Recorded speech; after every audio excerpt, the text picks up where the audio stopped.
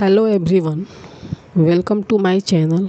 आज हम पढ़ेंगे हिंदी क्लास 10 के चैप्टर 13 से हिंदी काव्य से संकलित श्याम नारायण पांडे द्वारा रचित हल्दी घाटी। तो चलिए देखते हैं। मेवाड़ केसरी देख रहा, केवल रण का न तमाशा था।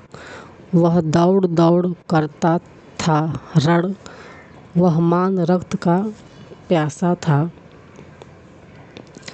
कवि कहता है कि मेवाड़ केसरी अर्थात महाराणा प्रताप हल्दी घाटी के युद्ध को केवल देख ही नहीं रहे थे, बल्कि वह युद्ध क्षेत्र में जाकर युद्ध भी कर रहे थे।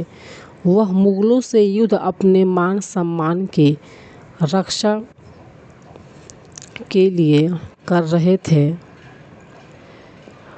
वह अपने घोड़े पर चढ़कर पूरा युद्ध किया और मुगलों की सेना को ध्वस्त करते हुए अपनी सेना की रखवाली भी की। वह चढ़ चेतक पर घूम घूम कर सेना रखवाली था, ले महामृत्यु को साथ साथ मानो प्रत्यक्ष कपाली था।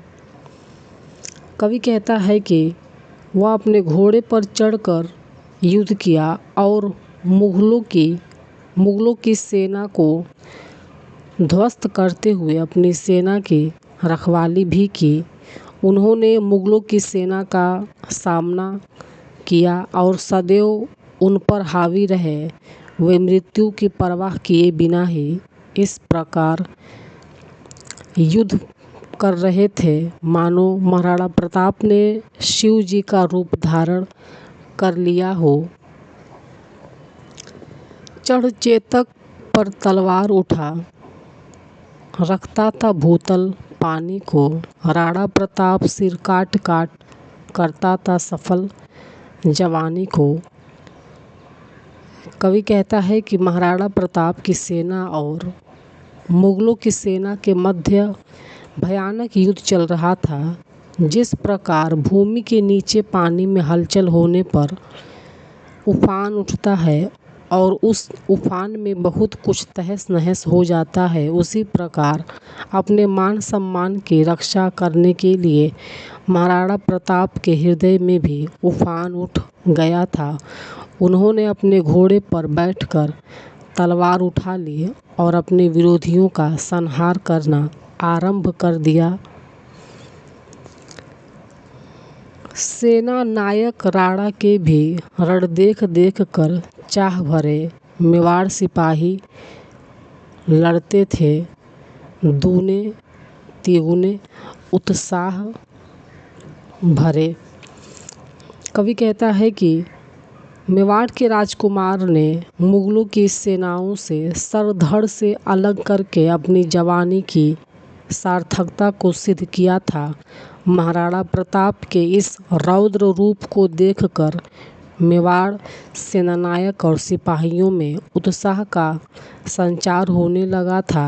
पहले की अपेक्षा अब मेवाड़ की सेना ने भी युद्ध में अपना प्रयास बढ़ा दिया और विपक्षियों को ध्वस्त करने में कोई कसर नहीं छोड़ी।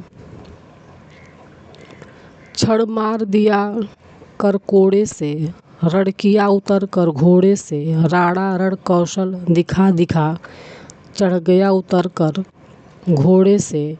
कवि कहता है कि मेवाड़ के राजा के साथ साथ अब उनकी सेना भी दोगुने उत्साह से युद्ध कर रही थी और विरोधियों को हरा रही थी। महाराणा प्रताप ने मुगल सैनिकों को क्षण भर में अपने चाबुक से मारकर रणभूमि में गिरा दिया। अब महाराणा प्रताप अपने घोड़े से उतरकर युद्ध कौशल दिखा दिखा कर मुगल सैनिकों को मार रहे थे। अब ऐसा क्षण देखने को मिल रहा था जो वास्तव में भीषण था। महाराणा प्रताप ने विरोधी सैनिकों पर अपनी तलवार से आक्रमण कर दिया और यह देखकर कुछ ही क्षणों में चारों ओर भीषण हाहाकार मच गया। क्षण भीषण हलचल मचा मचा, राणाकर की तलवार बढ़ी। था शोर रक्त पीने का यह, रणचंडी जीभ पसार बढ़ी। महाराणा प्रताप ने विरोधी सैनिकों पर अपनी तलवार से आक्रमण कर दिया और यह देखकर कुछ ही क्षणों में चारों ओर भीषण हाहाकार मच गया।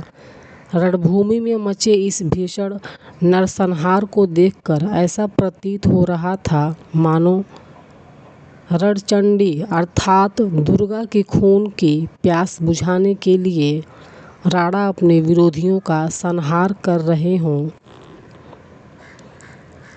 वह हाथी दल पर टूट पड़ा मानो उस पर पवी छूट पड़ा।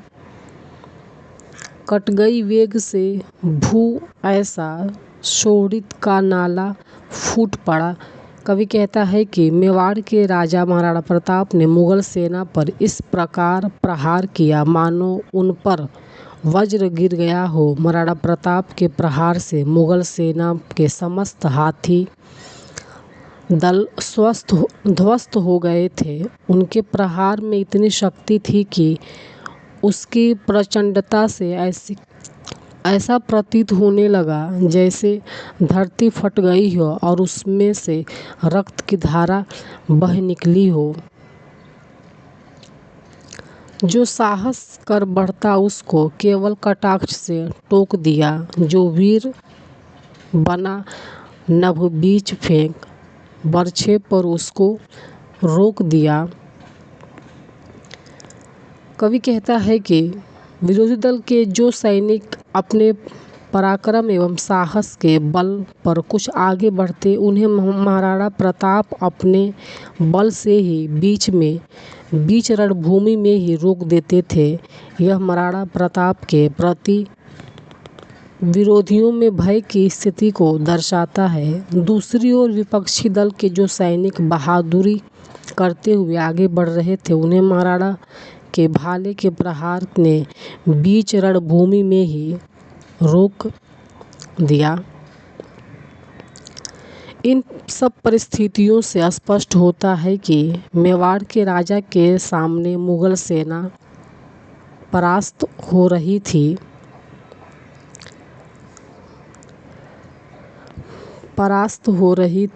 क्षण उछल गया अरि घोड़े पर, क्षण लड़ा सो गया घोड़े पर। बैरी दल से लड़ते लड़ते क्षण खड़ा हो गया घोड़े पर। कवि कहता है कि महाराणा प्रताप की वीरता का वर्णन करते हुए कवि कहता है कि रण क्षेत्र में युद्ध के दौरान महाराणा प्रताप के घोड़े अर्थात उनका चेतक पर मुगल सैनिक चढ़ गया था। उसने महाराणा प्रताप से युद्ध करते हुए अपनी जान गंवा दी। महाराणा प्रताप ने अपने युद्ध कौशल का परिचय देते हुए विपक्षी दल से युद्ध किया। युद्ध के कुछ समय बाद ही महाराणा प्रताप ने मुगल सेना को परास्त कर दिया।